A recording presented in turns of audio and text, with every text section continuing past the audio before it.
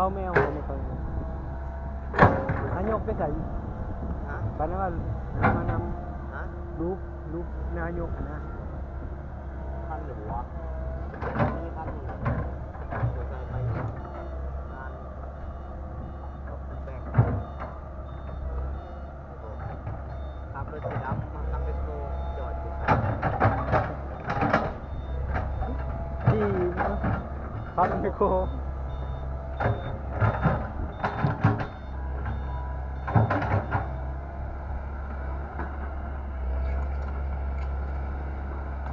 โหยเมื่อไกลเนาะ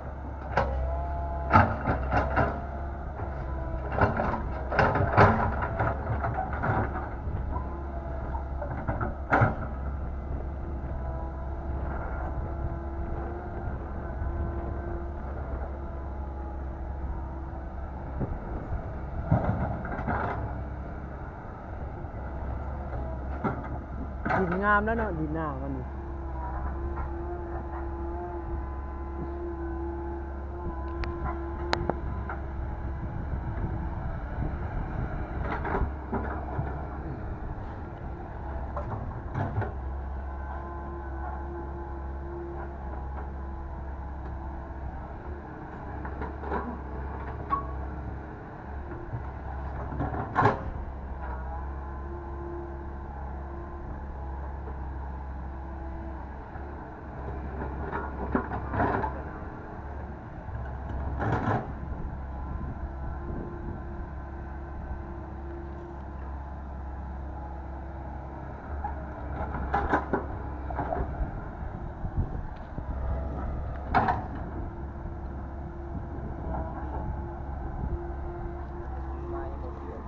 เสียนุ่ง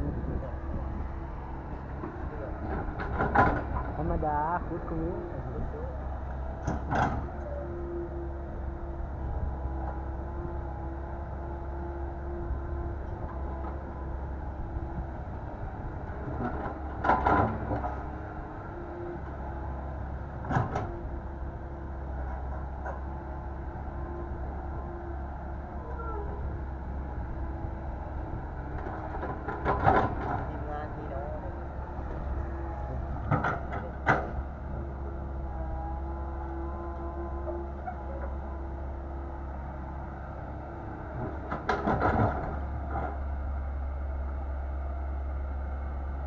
บ่บีบเก๋เนาะ